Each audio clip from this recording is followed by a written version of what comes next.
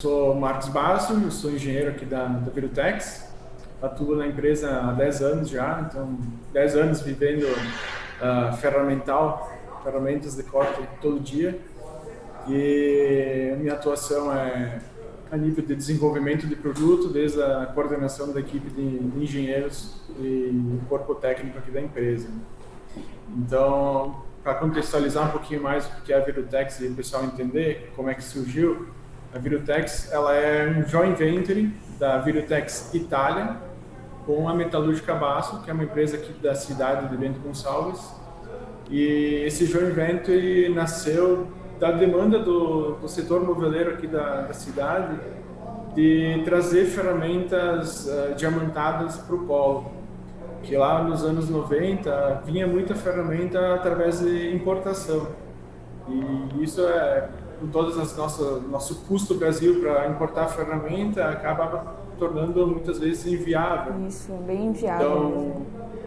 Então a gente acabou fazendo uma parceria com a Virutex Itália, e aí lá no ano de 1997 a gente começou a formalizar essa parceria, então surgindo daí a Virutex Brasil.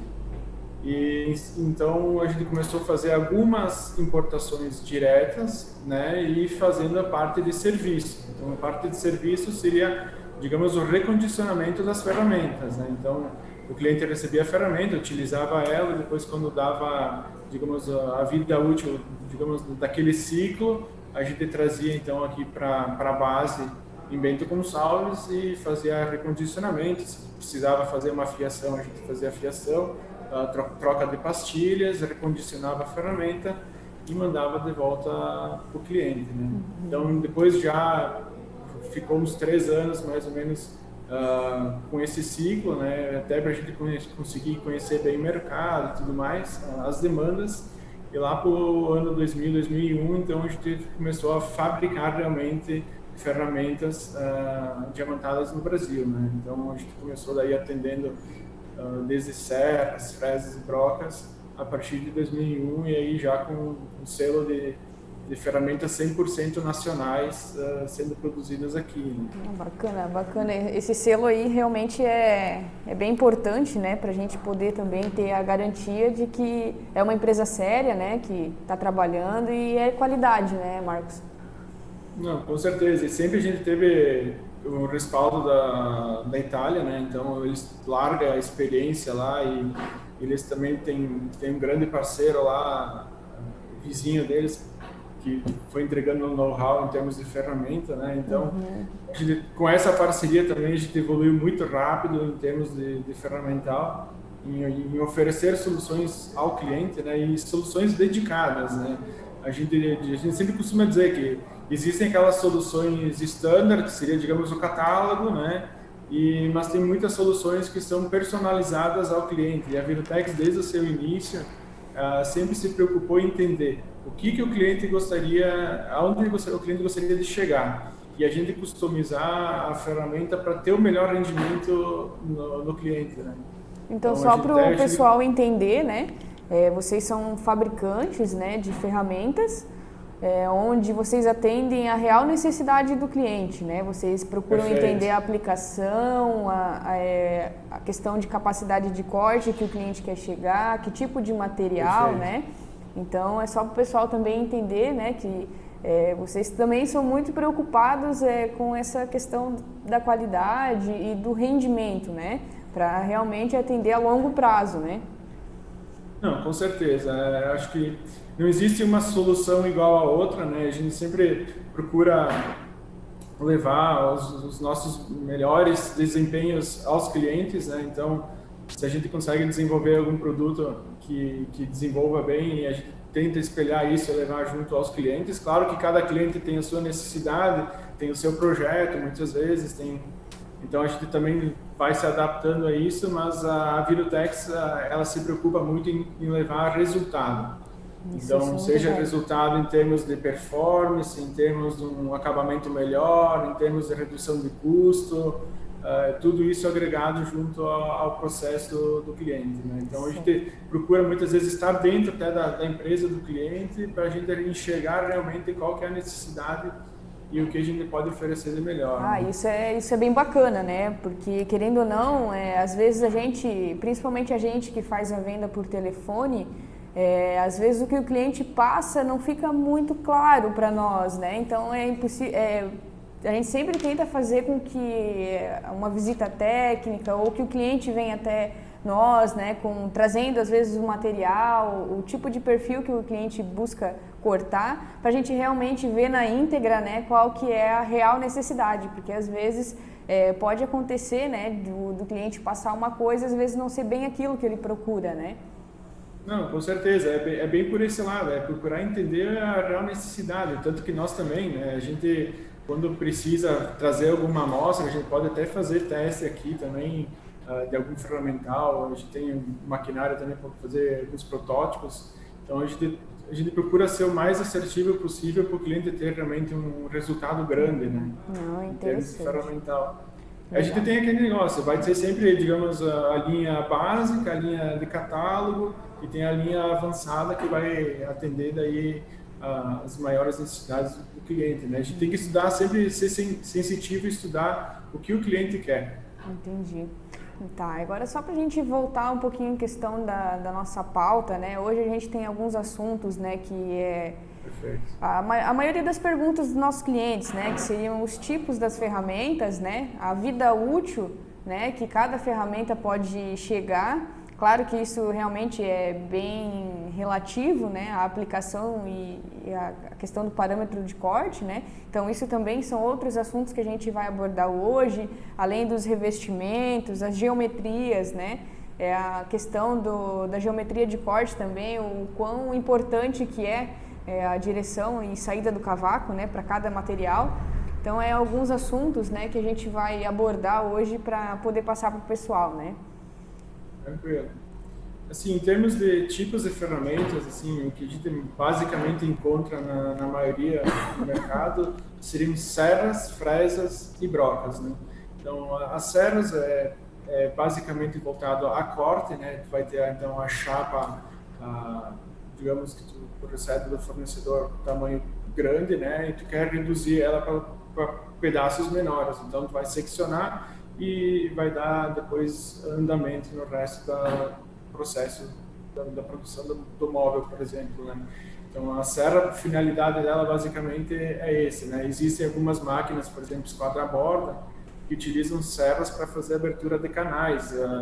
Não, canais aí não um corte total, né? Mas pequenos, digamos, ranhuras para, por exemplo, encaixe de gaveta ou algumas coisas até para decoração, algumas vezes, né? E a gente tem também as brocas, né? Então, brocas também é amplamente utilizado no mercado de ferramentas rotativas. E brocas, a gente pode diferenciar elas entre brocas passantes e não passantes, né? Então, toda a broca que vai fazer um furo, que vai atravessar, por exemplo, uma chapa fora e fora, considerado, então, broca passante, né?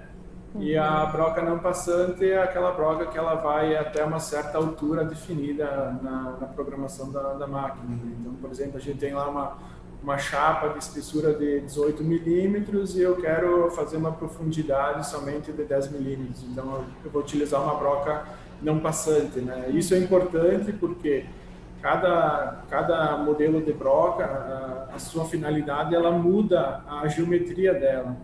Então, se eu tentar, por exemplo, utilizar uma broca não passante para fazer um furo passante, a parte inferior da minha chapa ela vai ter um mau acabamento. Então, ela não é indicada para esse tipo de corte. Então, aí é sempre bom diferenciar os dois modelos de brocas, né, mais comumente usados, né? E também depois tem o mundo das fresas, né? E o mundo das fresas eu digo que é o mais amplo, porque é onde tu pode, digamos, realmente entregar soluções bem diferenciadas aos clientes, né? Então, tu vai ter lá desde fresas somente para corte, né? Divisão de chapas, onde tu já pode ter fresas que tu vai poder fazer um abaulado, tu vai poder fazer um perfil, por exemplo, perfil cava, um perfil almofada, e aí tu está dando já uma espécie de um desenho, de um formato diferenciado para o teu corte, né? Entendi. E esse mundo das fresas é um mundo realmente onde não existe uma limitação, assim, dá para fazer muita coisa. Não, é bem amplo, né, mesmo esse mundo das fresas, né, e realmente a gente precisa estudar cada caso um caso.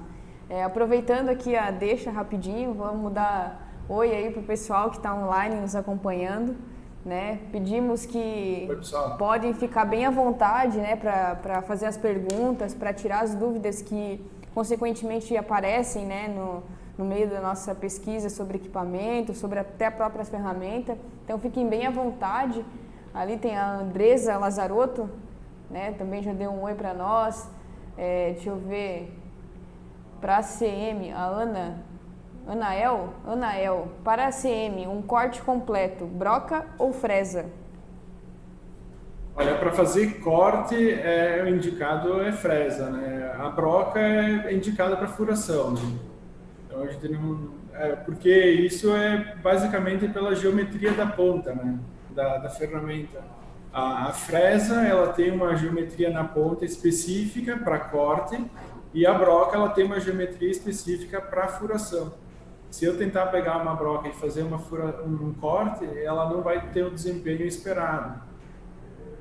Então, para fazer o corte, se por exemplo, vai dividir a chapa DCM em duas, vai fazer um corte, então o indicado é utilizar a fresa.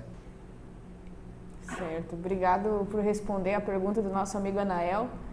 E tem o pessoal ali, o Itajara Lima, MBB Tools, Bia Ferlino, o nosso amigo Anderson Scariotti, nosso consultor aqui da empresa, Graziela Bortolato. Pessoal, obrigado por comparecer, fiquem muito à vontade, tá, para fazer perguntas, realmente aproveitem esse momento para tirar as dúvidas, né, para alinhar bem certinho as questões da pesquisa. O Marcos está aí para responder tudo aí para nós.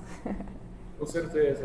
Muito importante que façam perguntas para a gente realmente trazer informações relevantes. Isso. A gente tem a nossa pauta, mas muitas vezes o conteúdo, vamos dizer, mais teórico não chega a ser tão relevante quanto uma dúvida, né? Não, com certeza. E realmente são dúvidas frequentes, né?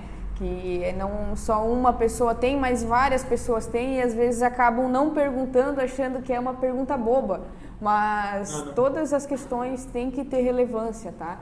Ali o Itajara Lima, ele perguntou sobre a velocidade de rampa, a aproximação da fresa na CNC. Ele pode deixar de modo standard? Pode deixar de modo standard, mas o cuidado que tem que ter com a entrada em rampa é que ela seja longa o suficiente para ela não ser uma rampa mascarada, que eu chamo assim. Porque que acontece? Às vezes a rampa ela está configurada numa distância tão pequena que ela está praticamente fazendo uma entrada reta vertical, quase como se fosse furando. Então, em termos de velocidade, a rampa não tem problema nenhum usar a velocidade standard, tá de acordo, já o próprio fabricante da máquina já deixa isso configurado e funciona super bem. O segredo da rampa é que ela seja longa o suficiente para não queimar a ponta da fresa, tá? Então, por exemplo, vou dar um exemplo aqui, se tu vai fazer um corte de uma chapa de 300 por 300 milímetros, então tu tem 300 milímetros numa lateral para entrar. Tu não precisa usar os 300 milímetros, mas pelo menos uns 100 milímetros de entrada de rampa ficaria bacana, não vai forçar a ponta da fresa e ela vai ter uma vida útil bem mais alta daí. Bom, interessante. Aqui a gente tem o nosso amigo Munha, o Januário, que é um fiel escudeiro nosso aqui, Marcos. Ele está sempre envolvido, né, nas nossas lives, sempre interagindo com a gente. Então, eu acho que é um assunto que ele também não perderia hoje, sem sombra de dúvidas. Ali o Anael, novamente, né, fez uma outra pergunta, perguntando sobre a entrada da fresa de um modo lateral.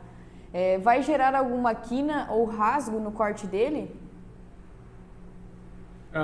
O corte lateral, pelo que eu entendo, ele vai vir cortando de fora. Se ele fizer um corte de fora, que quando ele fizer a aproximação ele não encostar em nenhum material, não vai ter problema nenhum. Depois que ele atingiu a altura, ele pode fazer deslocamento lateral, vamos dizer, X, Y, que em termos de ferramenta, ela vai aceitar super bem. Legal. Sim. Ali o Loreto Filho também fez uma pergunta bem interessante. Para fazer um corte na chapa de MDF, qual a medida mínima da ferramenta? Para ter um bom corte, né? Certo. Olha, tudo vai depender, assim, a altura do painel, né? Que altura que ele vai querer cortar e a largura do canal, né? Então, assim, a gente tem, o que mais tem, digamos, aplicação em termos de bom sucesso, em termos de avanço, de velocidade, né? E acabamento são ferramentas, com, por exemplo, com diâmetro de 12 milímetros, 14 milímetros, que permite ter um ótimo acabamento e permite ter uma velocidade de operação também muito boa. Então, às vezes o cliente, por exemplo, ele quer ficar naquela faixa, digamos, eu quero utilizar uma ferramenta de 6 milímetros, vai dar para ter um bom acabamento, mas aí tu tem que reduzir bastante a questão de velocidade, porque é uma ferramenta que fica muito frágil, então não vai te dar tanta também durabilidade. Então, se a gente vai fazer assim um panorama geral, que tem surtido bom efeito é um diâmetro 12, e aí tu pode cortar 15, 18 milímetros, 25 milímetros também. Alguns clientes até gostam de utilizar o diâmetro 14, um pouquinho maior, porque daí ela consegue trabalhar com mais velocidade. Então já é bem relativo, né, a necessidade do cliente mesmo, né? É relativo também à questão de quantas chapas o cliente vai querer produzir, né? Então, tem ferramentas aí que a gente pode estar indicando que dá para fazer 2.000 chapas, por exemplo. Como a gente pode de repente pegar e indicar para algum cliente que não tem uma produção, um consumo tão grande de chapas, assim, ferramentas mais econômicas, né? Então, não adianta, de repente, eu vender uma ferramenta, indicar uma ferramenta que ele possa fazer 2.000 cortes, 2.000 chapas, né? Só que ele vai demorar anos, de repente, para utilizar toda a capacidade da ferramenta, né? Então, a gente tem que sempre procurar entender o que o cliente quer, né? Onde ele quer chegar, para fazer a melhor consultoria possível e indicar a ferramenta ideal para ele, né? Não, realmente, isso é bem importante, né? Porque às vezes numa aplicação a pessoa tá, por exemplo, no início, assim, né? Quando geralmente o pessoal, né, que compra a máquina, que nunca trabalhou com ela, a gente sempre indica que até pegue ferramentas com um custo mais acessível, porque realmente com a prática, né, ali no início vai quebrar algumas ferramentas, então não é interessante, né, você comprar uma ferramenta às vezes aí de R$200 e tá quebrando, né, no início. Então é tudo uma questão de aplicação mesmo, né? Quando a pessoa se aperfeiçoar, começar realmente a buscar mais qualidade no corte, a gente indica, né, vocês para poder ter mais qualidade na ferramenta e a pessoa buscar mais qualidade na produção dela, né?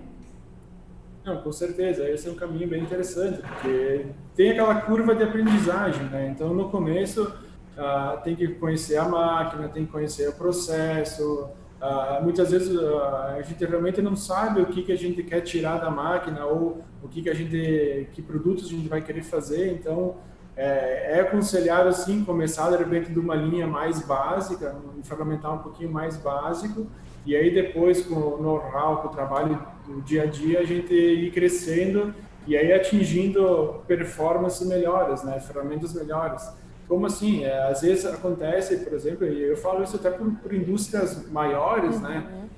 Eles têm, por exemplo, certas operações que têm um volume muito grande, então eles, de repente, já partem para aquela linha de ferramenta mais, digamos, mais top, né? Mais avançada. Agora, tem outras operações que não tem tanta, digamos, volume de chapas, de corte ou operação, que eles acabam ficando em ferramentas mais básicas. Então, acabam investindo onde realmente tem um volume interessante e aonde é mais básico, acaba ficando também na ferramenta mais básica, né? Não quer dizer que para tudo tu vai usar a mesma regra, né? Isso é verdade.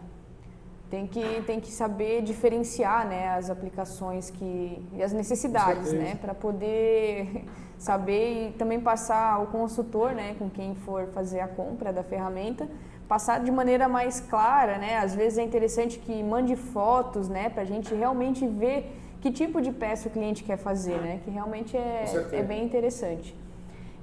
Quanto mais informações chega para nós aqui, mais fácil fica para a gente acertar na indicação da ferramenta, né? Sim, e não errar, né? Porque realmente, às vezes, que nem a gente estava conversando, né? A questão da aplicação. Pode ser, às vezes, uma ferramenta mais em conta e a pessoa está investindo sem saber que não há necessidade para ela no momento, né?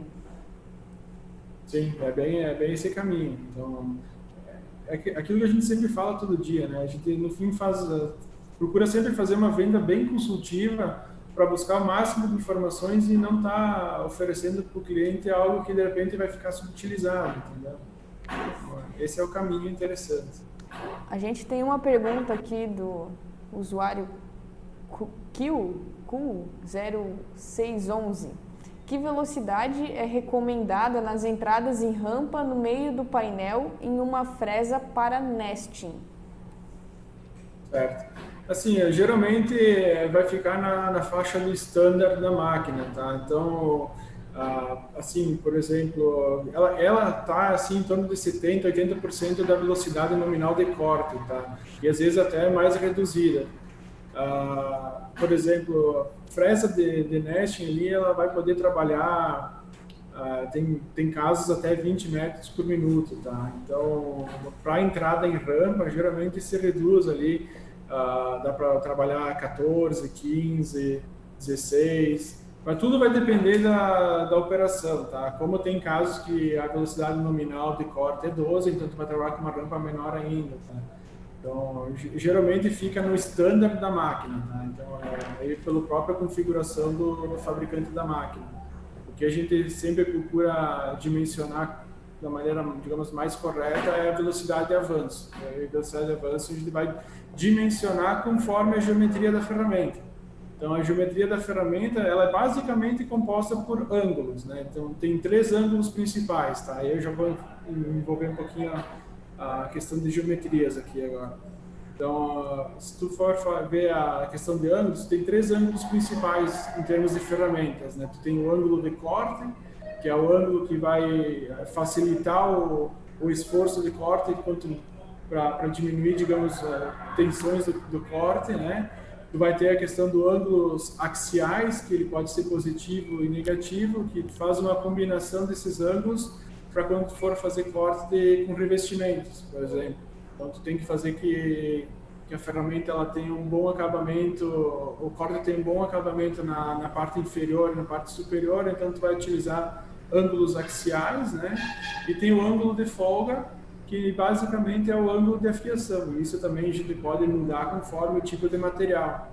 Então, a gente vai combinar esses 3 ângulos, basicamente, e aí vai ter uma série de digamos, variantes de ferramentas possíveis. E aí, então, tu vai ter ferramentas mais básicas, com velocidades mais baixas e custos menores, como tu pode chegar em ferramentas mais avançadas, com custos maiores, mas com rendimento também infinitamente maior e sempre considerando a questão, relacionando a questão de acabamento e performance, né? Performance, quando eu falo, daí é boas velocidades de cortes, né? Velocidades que podem chegar até 20 metros por minuto.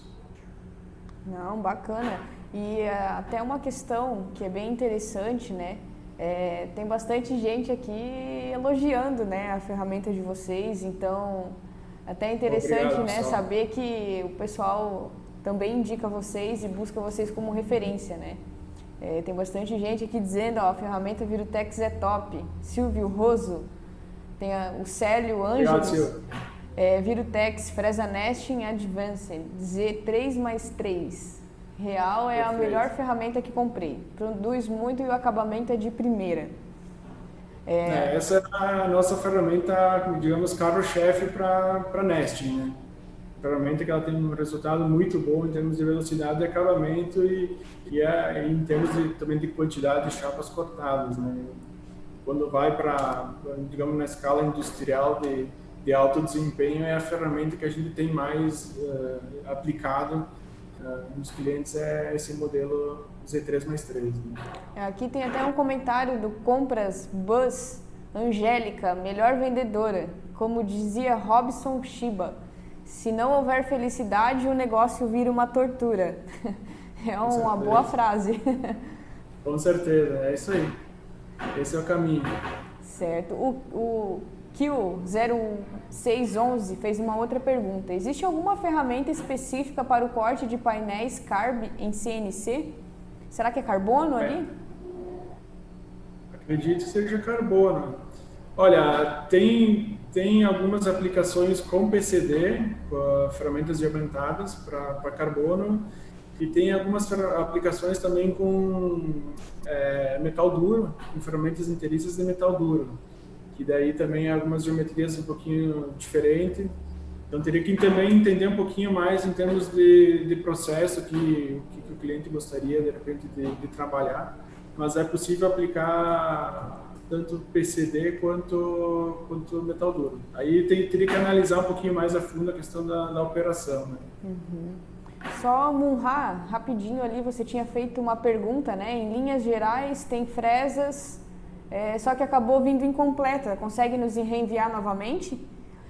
Só aproveitando o gancho, né, daqueles 3 ângulos que você falou, vocês como fabricante, vocês fornecem tabela de parâmetros de corte, de que velocidade de avanço aquela ferramenta pode chegar, o tanto de profundidade por corte, vocês fornecem isso também? A gente não oferece uma tabela, porque assim, vai variar sempre variante, muito né?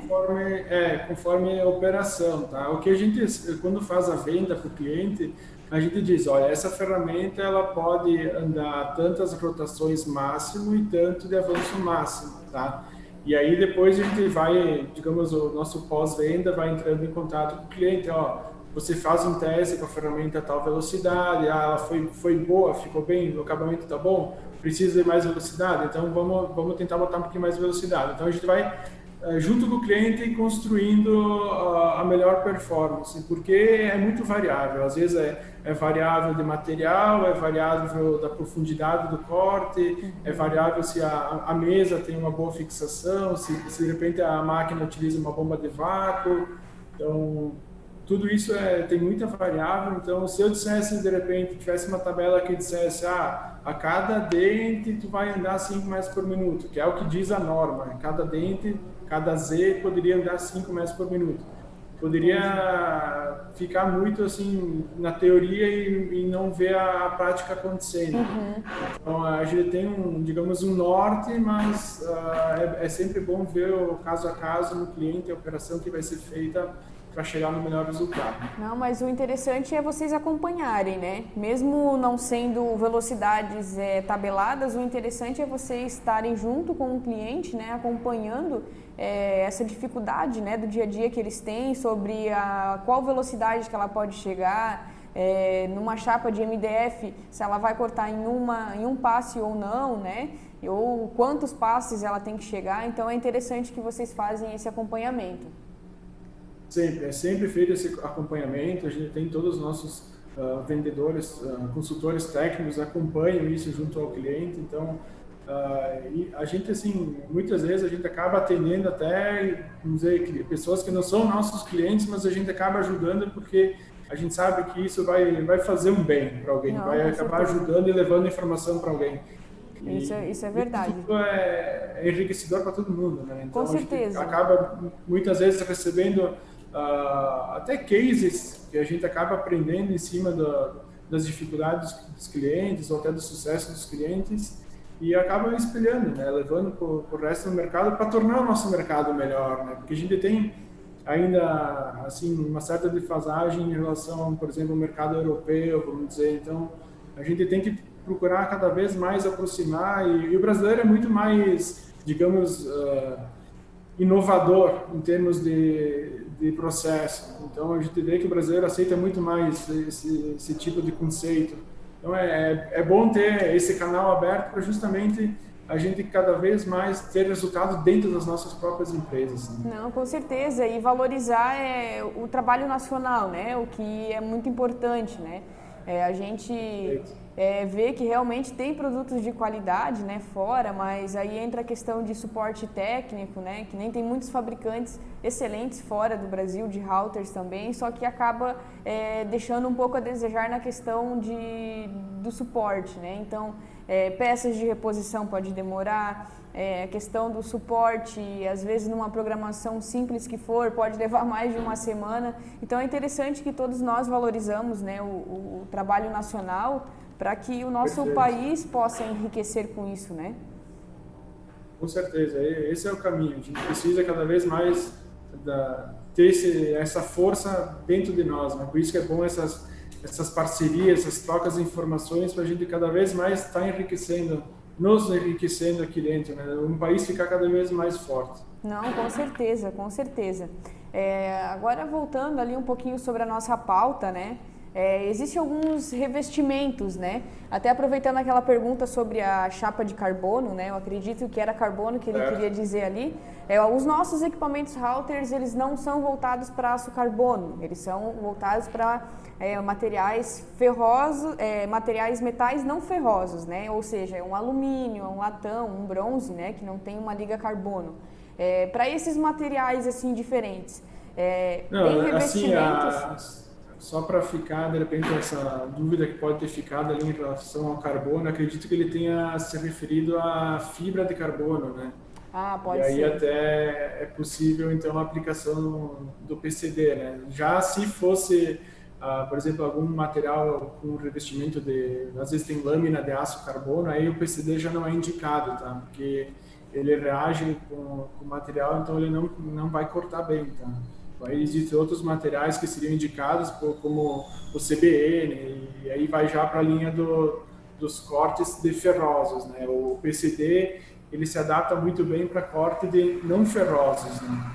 Então, aí não ferrosos tu vai incluir desde madeira, né? Madeira natural, né? Tu vai poder as particle boards, que daí é MDF, MDP, aglomerado, né? E também depois tu tem toda a parte de linha de plásticos, materiais compostos, aí tu tem parte de ligas de alumínio, ligas de cobre, então toda essa parte de não ferrosos o PCD acaba se adaptando bem, né? Então, essa parte aí às vezes pode ter ficado, né, uma pulguinha atrás da orelha, mas só para a gente também deixar claro, né, que nossos equipamentos eles não são voltados para o aço, né, carbono. Então, se for materiais ali que nem a fibra, né, com certeza nossos equipamentos cortam, o Marcos vai ter ferramenta para ofertar, para cortar também. Então, só para a gente falar sobre alguns revestimentos, assim, né?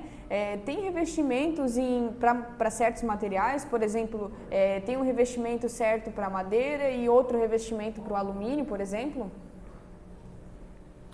Em termos de PCD, tá? Quando a gente vai falar do PCD, eu até posso falar um pouquinho mais do que é o PCD, porque muitas vezes o pessoal ouve falar ferramenta diamantada, ou ouve falar o PCD. O que é isso, né? Então, o PCD nada mais é do que um diamante sintético construído no laboratório. Então, a gente tem um diamante natural, para contextualizar, que ele fica milhares de anos lá na natureza para virar aquela pedra preciosa, adquirir, digamos, uma dureza, que é até hoje o que se tem conhecimento de natureza, de material com maior dureza é o diamante, né?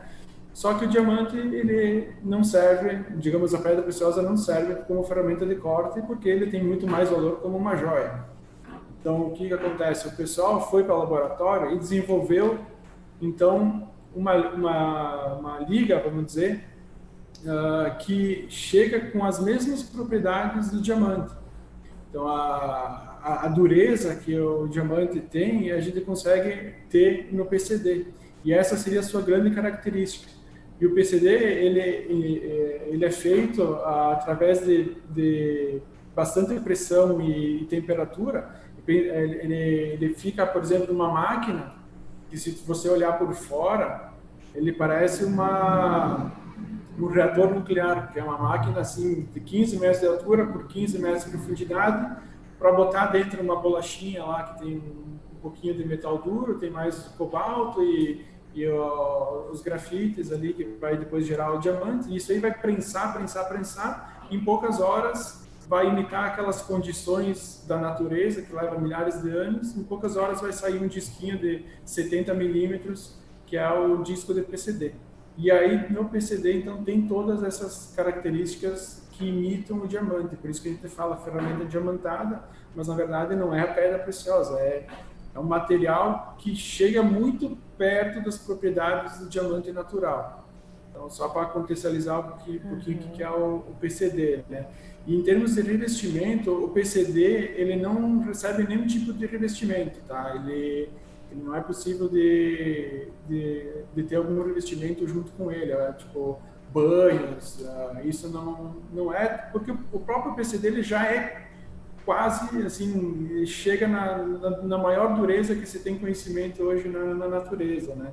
O que é possível de fazer em termos de revestimentos é, por exemplo, alguns cortes com metal duro, e o metal duro tem também as suas aplicações, né? Então, alguns cortes com ferramentas de metal duro, e a gente tem bastante aplicação em ferramentas inteiriças, fresas inteiriças, brocas inteiriças, que muitas vezes a gente, em vez de usar o metal duro in natura, a gente constrói ele e depois a gente dá um banho. E aí esse banho, esse revestimento, muitas vezes ele pode ser de um carbono endurecido para aumentar a dureza dele e permitir com que a vida útil da ferramenta dure 3 a 4 vezes mais comparado, por exemplo, com o metal duro original, né? Em termos de tipos de banhos, vai depender também da aplicação, né? Se vai ficar na linha de corte de materiais de não ferrosos, o carbono endurecido talvez seja a melhor indicação. Como depois também se vai partir, por exemplo, de uma linha de corte de ferrosos, tu pode estar aplicando revestimentos com titânio, ou até tem até uma liga, um revestimento também de diamante que pode ser aplicado no metal duro. Entendi. Não, é bem bacana, né? A gente saber dessas diferenças, né? Eu acho que ficou um pouco claro sobre essa questão ali do revestimento, né? É interessante essa explicação sobre a criação da ferramenta diamantada, o que é, que talvez realmente o pessoal, pelo nome, acabava às vezes associando realmente a joia, né? Então, só para a gente falar um pouquinho, existem os dois tipos de corte, né? Que é o up e o down cut, né? Então, só para a gente saber, não sei se tu poderia dar uma pincelada mais ou menos nesse assunto, para o pessoal saber o que seria essa estratégia de saída do cavaco? Basicamente o up e o down seria o axial da ferramenta, né? O canal helicoidal, por exemplo, da ferramenta, e isso pode ser tanto para uma ferramenta de metal duro quanto uma ferramenta de PCD. A gente sempre vai pensar que ela tem que ter um canal de escoamento, né? Então, esse canal ele pode ser positivo, pode ser negativo, ou em alguns casos ele vai ter as duas situações, ele vai ter uma combinação do positivo com o negativo, tá? Então, ele visa basicamente melhorar o acabamento por exemplo, se vai fazer um corte num material, numa chapa que tem revestimento, né, um BP, um FF. Então, se tu vai fazer um corte nesse tipo de material, então tu tem que privilegiar o acabamento do laminado. Então, tu vai estar cortando com uma ferramenta positiva, né, para dar um acabamento melhor embaixo, ferramenta negativa para dar um acabamento em cima, na parte superior do laminado, ou então uma ferramenta que tu case os dois, daí tu consegue ter acabamento tanto na parte superior e inferior. E o canal helicoidal positivo, ele acaba puxando o material cortado, digamos o cavaco, ele puxa para cima, né? Enquanto quando tu tem ferramentas com canal helicoidal negativo, ele acaba puxando para baixo. Mas esse puxar para baixo, muitas vezes, então é mais indicado para CNC que trabalha com sapatas, né? Quando tu está trabalhando, por exemplo, com Nest, que tem chapa de sacrifício, então mais indicado é sempre que tu está trabalhando com canais positivos, que tu está puxando para fora o material, né? Não estaria cada vez mais enterrando ele na chapa de sacrifício e aí entuchando todo o teu corte, né? Acredito que seja isso. Em casos de quando a gente trabalha com um sistema de vácuo, né? Tem alguns cortes que, claro, quando você passa a ferramenta cortando o material, geralmente a gente acaba perdendo um pouco de eficiência no vácuo, né? E com essa questão, assim, qual ferramenta você indica, talvez para uma up com down, para eles se quebrarem ali, ou talvez uma down, uma up cut? Assim, para corte com chapa de sacrifício, o ideal é ter esse, digamos, híbrido, ter tanto a parte positiva quanto a parte negativa, tá? Porque isso, tu vai fazer um corte que precisa ter principalmente o corte perfeito, tanto no meio, na parte, digamos, onde tem o MDF, o MDP, tem digamos, a parte a madeira, vamos dizer, e na parte do revestimento tu também tem que ter um acabamento final perfeito. Então tu tem que ter o positivo e o negativo trabalhando simultaneamente para conseguir privilegiar esse acabamento, né? E com o passar do tempo, como tu está trabalhando com uma chapa de sacrifício e tu precisa baixar um pouquinho na chapa de sacrifício para ter, digamos, esse corte perfeito na lâmina inferior, com certeza, com o passar do tempo, vai danificando um pouquinho essa questão da chapa de sacrifício e vai perdendo um pouquinho do vácuo, né? Então, a gente também recomenda de tempos em tempos o cliente utilizar uma fresa que a gente chama fresa retificadora, que é uma fresa que muitas vezes acompanha os kits de ferramentas que vai para aplicação em nesting, que de lá tantas chapas que o cliente cortou, ele vai retificar essa mesa de sacrifício e aí, né, ela está, digamos, zerada e ele não tem mais essa perca, escape de vácuo, né? Então, como existem também alguns outros macetes aí que a gente, assim, os clientes muitas vezes acabam desenvolvendo certos macetes que a gente também vai aprendendo depois em termos de evitar a perca de vácuo, vamos dizer. Certo. Eu acho que é uma dúvida bastante frequente do pessoal, né, de marcenaria, que trabalha com esse sistema, né? Tem alguns comentários aqui do Luciano Parzewski. Estou muito satisfeito com a fresa. Solucionou meu problema com a fresa para MDF. O nosso amigo Diego, muito top, está curtindo a nossa live. E o Iscariote, ele fez uma pergunta bem interessante que bastante dos nossos clientes acabam nos perguntando. Até quantas vezes eu consigo reafiar uma fresa de diamante para MDF? Se é possível, né? Fazer essa questão de reafiar, né? Com certeza é possível reafiar sim, e tudo vai depender, a quantidade de vezes vai depender de dois fatores, tá? Um é a largura do dente, tá? Então, a largura do dente, a gente tem que ver lá, às vezes tem dente que permitem, larguras que permitem tu reafiar 2, 3, 4, 5, 6 vezes, dependendo.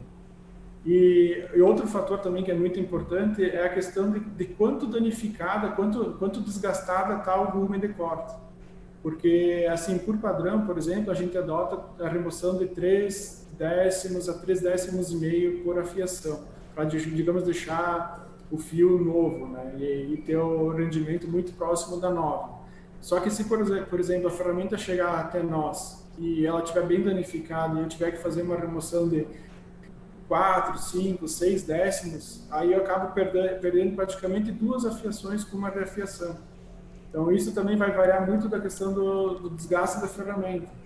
E assim, dependendo também do modelo da ferramenta. Por exemplo, ferramenta de nesting, por exemplo, ferramentas de 12 milímetros, eu não consigo botar uma plaqueta muito larga, porque ela tem pouco, digamos, aço ali para mim botar muita largura na plaqueta. Então, geralmente, esse modelo de ferramenta vai ficar ali em 2 a 3 reafiações, né? Quando tu pode, por exemplo, ir lá para a linha de serras, por exemplo, que tu tem a pastilha com 6 milímetros de largura, e aí te permite lá 6, 7 afiações, como é o caso também de ferramentas de retífica, que também permite lá 4, 5 afiações, 6 afiações. Isso tudo, assim, não tem uma ciência exata, vai depender muito da questão, dessas questões da largura da plaqueta e de quanto que foi danificado durante o corte, né? Porque às vezes a ferramenta, ela tá cortando, mas ela já tá um pouquinho cega, e aí insiste com o corte, e ela vai criando micro fissuras. E depois, na hora de eu afiar, para mim remover essas micro fissuras, eu tenho que acabar removendo mais do que esses 3 décimos e meio. E aí eu acabo consumindo um pouquinho essas afiações. Certo. Até ali o Dani acabou de fazer uma pergunta também referente à fiação. Qual a vida útil de cada fiação? Mas isso é bom, depende muito da aplicação, né, Marcos? É muito da aplicação, do que vai ser feito, operação. É difícil da gente mensurar, até hoje a gente não consegue mensurar, ela vai dar tantas horas, vai dar tantas chapas, porque cada caso é um caso, cada cliente é um cliente, às vezes muda a máquina, às vezes as máquinas têm sistemas de fixações diferentes, às vezes os materiais, às vezes se o cliente cortar só a chapa crua é um rendimento, se cortar com revestimento é outro rendimento. Então isso também vai variando bastante, tá?